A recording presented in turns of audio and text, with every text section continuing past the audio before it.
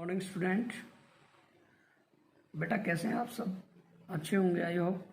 चलिए बेटा, आज हम लोग जो है अपना न्यू चैप्टर जो है चैप्टर 5 अकाउंटिंग स्टैंडर्ड आज हम स्टार्ट करने वाले हैं। देखिए बेटा, इस चैप्टर की हम बेसिक बातें आज करेंगे अपने आज के टॉपिक में। तो सभी बच्चों ने ये टॉपिक बेटा बहुत ही ध्यान से सुनना है। अच्छा चैप्टर है और आप सब बच्चों को बेटा बहुत अच्छे से समझ भी आएगा।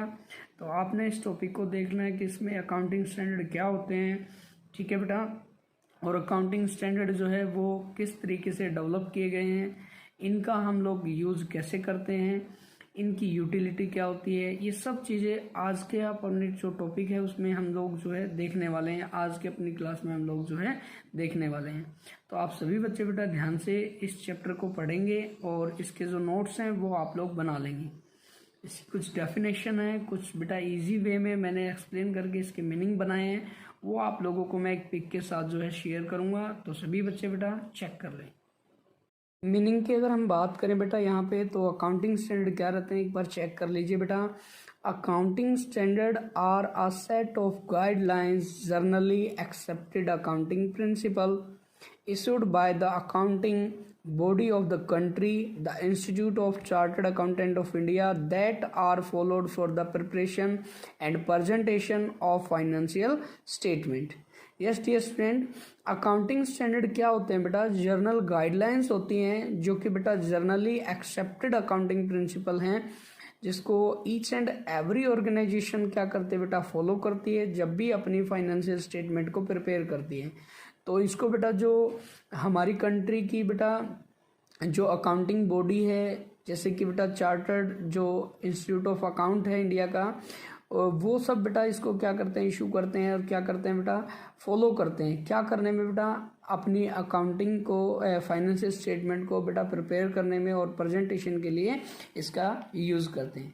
देखिए मैंने आपको बेटा पहले बताया था अकाउंटिंग हमारा क्या है, एक लैंग्वेज है। और एक लैंग्वेज का बेटा आप सभी बच्चे जानते हैं, जैसे इंग्लिश का ले लीजिए, हिंदी का ले लीजिए, एक ग्रामर होता है जिसमें बेटा सभी को इक्वल जो है क्या करते हैं बेटा, जो है मैसेज जो है वो जाता है सबके पास। जैसे बेटा हम अपने मैसेज को दूसरों के साथ कन्वे कर सकते हैं, ऐसे ही बेटा हमारे जो अकाउंटिंग स्टैंडर्ड है बेटा वो क्या है, एक जर्नल गाइडलाइंस है जो सभी लोगों को सेम मीनिंग प्रोवाइड कराते हैं, ठीक है, ताकि बेटा सब लोगों को जो भी अपनी फाइनेंशियल स्टेटमेंट प्रिपेयर करते हैं सभी को इसी तरीके से सेम मीनिंग जो प्रोवाइड करें। अगर हम बात करें बेटा डेफिनेशन का, तो अकाउंटिंग स्टैंडर्ड का एक डेफिनेशन है जो मैं आपको बताने वाला हूं, आप सभी बच्चे इसको चेक करिए बेटा। Accounting standard are written statement. देखिए अकाउंटिंग स्टैंडर्ड क्या है, एक रिटन स्टेटमेंट है बेटा, लिखी हुई स्टेटमेंट है ऑफ यूनिफॉर्म, जो कि बेटा एक जैसी हैं, एज अ अकाउंटिंग रूल, जिसमें अकाउंटिंग रूल हैं और गाइडलाइंस हैं, in a practice for preparing the uniform and consistent financial statement.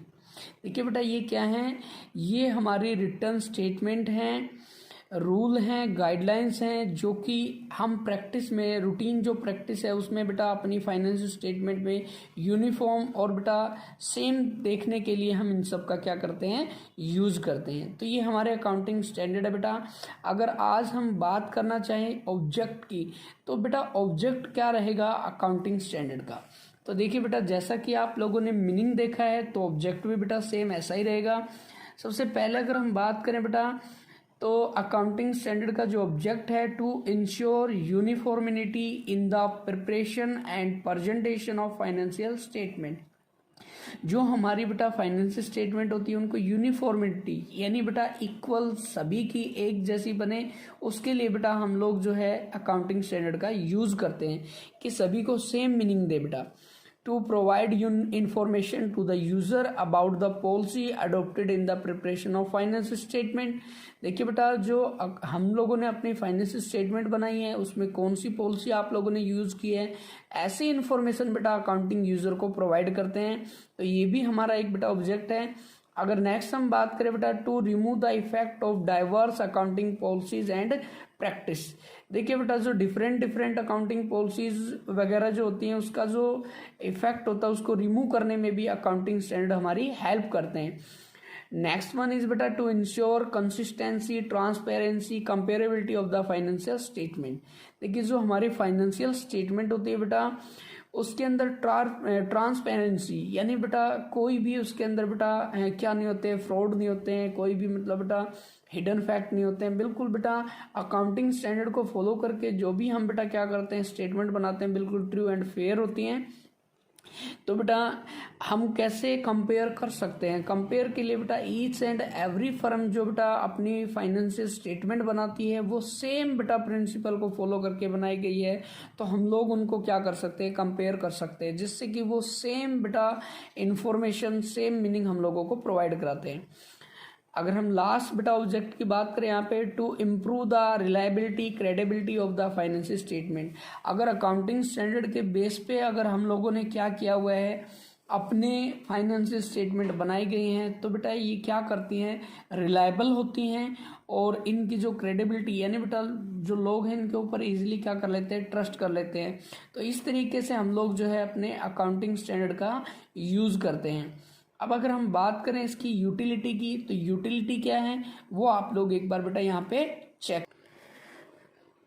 तो यहाँ पे चेक करें। सबसे पहले accounting standard improve the reliability and credibility of the financial statement. देखिए मैंने बताया बेटा हमारे बहुत सारे यूज़र्स होते हैं जो अकाउंटिंग इन्फॉर्मेशन का यूज़ करते हैं, जैसे कि बेटा गवर्नमेंट है, मैनेजमेंट है, तो इन सबको बेटा एक बेटर जो है इंफॉर्मेशन का रिक्वायरमेंट होता है जो कि अकाउंटिंग स्टैंडर्ड जो है वो प्रोवाइड कराते हैं, जिससे बेटा हमारी फाइनेंशियल स्टेटमेंट के ऊपर हमारी फर्म के ऊपर उन लोगों की रिलायबिलिटी जो है वो क्या होती है इम्प्रूव होती है।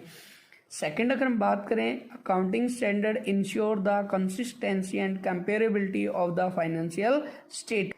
अकाउंटिंग स्टैंडर्ड जो होते हैं बेटा हमारी सभी फर्मों की, देखिए बेटा कोई भी फर्म है उन सभी फर्मों के अंदर सेम अकाउंटिंग स्टैंडर्ड फॉलो होते हैं, तो सेम ही रिजल्ट वो हमें प्रोवाइड करते हैं, जिससे बेटा हम उनका क्या कर सकते हैं कंपैरिजन कर सकते हैं। तो ऐसा बेटा सिर्फ अकाउंटिंग स्टैंडर्ड की हेल्प से ही पॉसिबल होता है। यानी यूनिफॉर्मिटी की जो बेटा बात करते हैं उसका मतलब क्या होता है कि यूनिफॉर्म का मतलब सभी फर्मों में सेम रूप से अकाउंटिंग स्टैंडर्ड अप्लाई होते हैं, तो जो रिजल्ट आता है हमारा बेटा उसको हम क्या कर सकते हैं कंपेयर कर सकते हैं। नेक्स्ट अगर हम बात करें accounting standard help in resolving conflict and financial interest among the various group. देखिए बेटा कई बार क्या होता है जो अकाउंटिंग हम जो डिफरेंट बेटा यूज़र होते हैं, जैसे बेटा अगर हम बात करना चाहें शेयर होल्डर जो होते हैं यानी जो ओनर होते हैं वो चाहते हैं कि हमारा प्रॉफिट ज़्यादा होना चाहिए, क्रेडिटर चाहते हैं कि नहीं हमारा जो है हमारा बेनिफिट हमारा होना चाहिए। तो बेटा उन दोनों के जो डिफरेंट आइडियाज़ होते हैं तो उनके बीच में जो कॉन्फ्लिक्ट होते हैं उसको बेटा सोल्व करने के लिए अकाउंटिंग स्टैंडर्ड हमारी हेल्प करते हैं, क्योंकि अकाउंटिंग स्टैंडर्ड जो होते हैं वो ईच एंड एवरी पर्सन को इजीली क्या करता है एक्सेप्ट करता है। तो इस टाइप के जो कॉन्फ्लिक्ट होते हैं डिस्प्यूट होते हैं उनको बेटा सोल्व करने में अकाउंटिंग स्टैंडर्ड हमारी हेल्प करते हैं। नेक्स्ट अगर हम बात करें accounting standard significantly reduce the change of manipulation and fraud. देखिए अकाउंटिंग स्टैंडर्ड की अगर हम बात करते हैं तो ये देखिए जब भी हम अपनी फाइनेंशियल स्टेटमेंट बनाते हैं तो इसके अंदर बहुत सारे जो मैनिपुलेट फ्रॉड होते हैं उन सबको हम यहाँ पे क्या कर सकते हैं प्रोटेक्ट कर सकते हैं, क्योंकि अकाउंटिंग स्टैंडर्ड के अंदर बेटा जो इनएप्रोप्रिएट अकाउंटिंग पॉलिसीज़ होती हैं उन सबको बेटा यहाँ पे डिस्क्लोज किया जाता है। यानी जो अकाउंटिंग हमारी पॉलिसी होती है वो बेटा ट्रू एंड फेयर होनी चाहिए, सबको पता होनी चाहिए इस तरीके की पॉलिसी हैं। तो स्टैंडर्ड जो है बेटा यहाँ पर हम लोग जो पॉलिसी वगैरह जो है वो अप्लाई करते हैं, जिसमें किसी भी टाइप का जो मैनिपुलेट्स वगैरह फ्रॉड जो होता है उसको हम प्रोटेक्ट कर सकते हैं। एंड लास्ट है बेटा आपका यहाँ पे हेल्पफुल टू ऑडिटर। जो ऑडिटर होते हैं जो अकाउंट्स को बेटा वेरीफाई करते हैं उसके लिए भी हेल्पफुल होते हैं, क्योंकि बेटा अकाउंटिंग स्टैंडर्ड को फॉलो करके जो स्टेटमेंट बनाई जाती हैं वो सभी सेम होती हैं, तो उसको जो बेटा ऑडिट करने में काफ़ी क्या रहता है बेटा इजी रहता है। और अगर मान लीजिए बेटा कोई भी फर्म अकाउंटिंग स्टैंडर्ड को फॉलो करके अगर अपने प्रिंसिपल नहीं बनाती हैं तो उसमें बेटा जो ऑडिटर होता है वो फ्री हो जाता है, उसका कोई रिस्पॉन्सिबिलिटी नहीं बनता है। तो अकाउंटिंग जो स्टैंडर्ड होते हैं बेटा उसको फॉलो करके हम लोगों को अपनी स्टेटमेंट जो है वो प्रिपेयर करनी चाहिए बेटा।